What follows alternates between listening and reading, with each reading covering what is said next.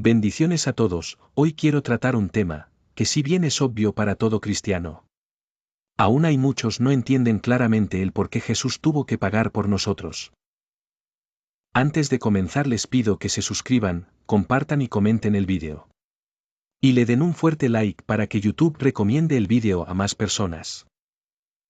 Comencemos. Para entender el porqué del sacrificio de Jesús, primero tenemos que entender la caída del hombre. Y para entender la caída del hombre, tenemos que entender la caída de Satanás. En el libro de Ezequiel capítulo 28 verso 12 al 19 dice así: Hijo de hombre, levanta endechas sobre el rey de Tiro, y dile, así ha dicho Jehová el Señor, tú eras el sello de la perfección, lleno de sabiduría, y acabado de hermosura. En Edén, en el huerto de Dios estuviste, de toda piedra preciosa era tu vestidura. De cornerina, topacio, jaspe, crisólito, berilo y ónice, de zafiro, carbunclo, esmeralda y oro, los primores de tus tamboriles y flautas estuvieron preparados para ti en el día de tu creación. Tú, querubín grande, protector, yo te puse en el santo monte de Dios. Allí estuviste, en medio de las piedras de fuego te paseabas. Perfecto eras en todos tus caminos desde el día que fuiste creado, hasta que se halló en ti maldad. A causa de la multitud de tus contrataciones fuiste lleno de iniquidad, y pecaste, por lo que yo te eché del monte de Dios. Te arrojé de entre las piedras del fuego, oh querubín protector. Se enalteció tu corazón a causa de tu hermosura, corrompiste tu sabiduría a causa de tu esplendor, yo te arrojaré por tierra, delante de los reyes te pondré para que miren en ti. Con la multitud de tus maldades y con la iniquidad de tus contrataciones profanaste tu santuario, yo, pues, saqué fuego de en medio de ti, el cual te consumió, y te puse en ceniza sobre la tierra a los ojos de todos los que te miran. Todos los que te conocieron de entre los pueblos se maravillaron sobre ti, espanto serás, y para siempre dejarás de ser. En este pasaje, si bien la profecía es para el rey de Tiro, muchos teólogos afirman que es una revelación de la caída de Satanás.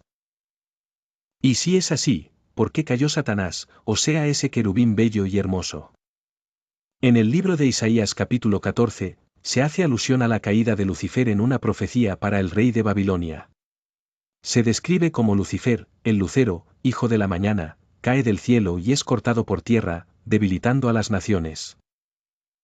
Lucifer decía en su corazón que subiría al cielo, junto a las estrellas de Dios, levantaría su trono y se sentaría en el monte del testimonio, a los lados del norte, sobre las alturas de las nubes, y sería semejante al Altísimo. Sin embargo, es derribado hasta el Seol, a los lados del abismo. Este pasaje, junto con otros, nos ayuda a entender el inicio del pecado y la caída de Satanás, quien antes era un querubín de Dios. Muchos creen que Satanás cayó estando en el cielo, pero Ezequiel dice que estuvo en el Edén, en el huerto de Dios. Esto plantea la pregunta de qué hacía allí y si cayó de la gracia de Dios en ese lugar.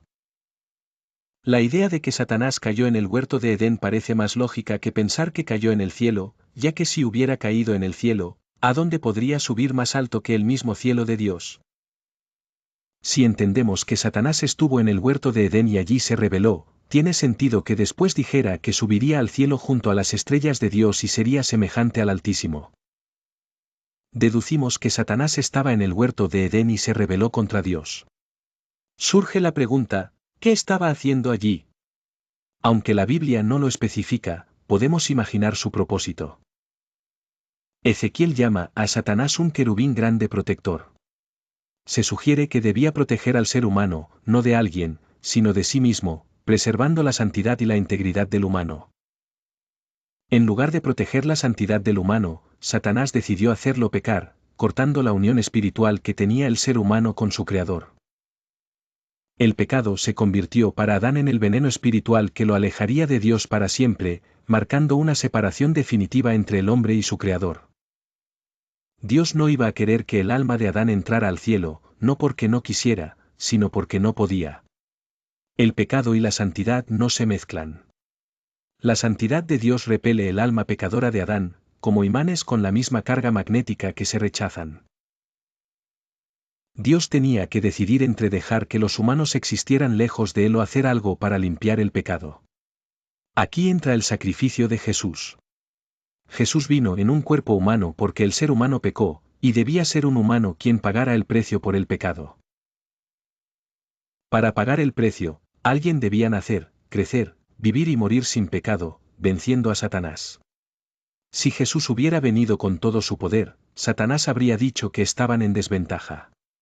Por eso, Jesús vino en un cuerpo de carne para luchar contra Satanás. La Biblia no lo dice claramente, pero da a entender el porqué. Satanás conocía bien a Dios y las Escrituras. Un pasaje del Antiguo Testamento nos ayuda a entender por qué Jesús tuvo que venir en un cuerpo de carne. En el libro de Levítico capítulo 25 verso 23 al 25, se establece que la tierra no se venderá a perpetuidad, porque pertenece a Dios. Si un israelita vendía su tierra, su pariente más cercano debía rescatarla para mantenerla en la familia. Este mandamiento refleja el pensamiento de Dios: el mundo entero es suyo y nosotros somos forasteros. Adán vendió el mundo a Satanás a precio de pecado, convirtiéndolo en dueño provisorio, pero no eterno. Para recuperar la tierra, debía venir un pariente cercano de Adán y pagar el precio del pecado. Ni animales, ángeles, ni Dios podían hacerlo, ya que no eran parientes cercanos de Adán. La única solución era que un ser humano, de la misma raza que Adán, pagara el precio. Jesús vino en cuerpo de carne para ser ese pariente cercano, ya que todos los humanos habían pecado. Jesús, siendo humano, podía salvar a la humanidad. Adán vendió la tierra a precio de pecado, y Jesús la compraría a precio de santidad. Pero, ¿cómo entraría Jesús al mundo sin heredar el pecado de Adán? El pecado se divide en debilidad y realización.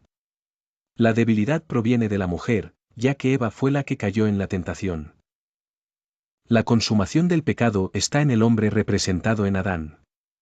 Una mujer hereda el pecado porque su madre lleva la debilidad y su padre la consumación. Al unirse los padres, el ser humano hereda la maldición del pecado. Satanás pensaba que tenía la batalla ganada, pues si Jesús venía en carne, debía nacer como todos. Si Dios le creaba un cuerpo de barro, Satanás reprocharía que no era un pariente cercano al hombre caído. Jesús vino en un cuerpo de carne y heredó la debilidad de la mujer, pero no nació de hombre, por lo tanto, no heredó la consumación del pecado. Jesús no podía pecar, pues fue engendrado por el Espíritu Santo. Satanás pensaba que, aunque Jesús naciera libre del pecado de Adán, con un cuerpo humano débil, podría hacerlo pecar. Todo estaba en manos de Jesús, quien debía mantenerse santo hasta la muerte. Jesús venció a Satanás porque nació, creció, vivió y murió sin pecado. Aunque fue crucificado, venció porque Satanás no logró hacerlo pecar. A pesar de morir, Jesús fue el vencedor. Se dice que Jesús venció porque fue fiel hasta la muerte y Satanás no logró hacerlo pecar. Imaginamos a Satanás admitiendo su derrota, reconociendo que Jesús lo venció al no pecar. Pero ahora vete a tu reino y déjame seguir destruyendo a la humanidad, me imagino a Jesús diciéndole. No, Satanás, yo no vine a demostrarte nada a vos, yo sabía que te iba a vencer, yo jamás puedo pecar. Pero lo hice para todo aquel ser humano que cree en mí, en que yo pague con santidad y sangre lo que ellos no podían pagar. Yo soy ese pariente cercano que pague por la tierra que ellos vendieron a precio de pecado. Ahora a todo aquel que cree, en que yo pague por sus pecados, yo le otorgó el perdón y vida eterna y me lo llevo para mi reino. Y un día voy a volver a reclamar la tierra que recuperé, o sea, el mundo entero. Y algo más, Satanás, un día mi Padre te va a juzgar por tu rebeldía, y serás condenado. Y la mejor prueba en tu contra seré yo, porque si yo, estando en un mundo lleno de pecado, en un cuerpo lleno de debilidad, y que fui tentado en todo pero sin pecado, con todo eso me mantuve fiel. Cuanto más tú, Satanás, te podías haber mantenido fiel, ya que no vivías en un mundo de pecado, sino en el mismo cielo de santidad, no vivías en un cuerpo de debilidad que te instaba a pecar, sino que eras un querubín bello, y con todo eso pecaste. Así que no tienes excusas a tus hechos, sino que pecaste porque quisiste. Entonces, hermanos y amigos, con lo que hemos escuchado, podemos entender más claramente el porqué de la necesidad de que Jesús viniera a salvarnos muriendo por nosotros de esa manera tan terrible. Porque Satanás trató de hacerlo pecar a Jesús, hasta su último aliento de vida, pero no lo logró. Y Él en su gran amor nos regala a todos los que creemos en Él, la salvación de nuestras almas. Bendiciones nuevamente, suscríbanse, comente y den like. Hasta un próximo vídeo.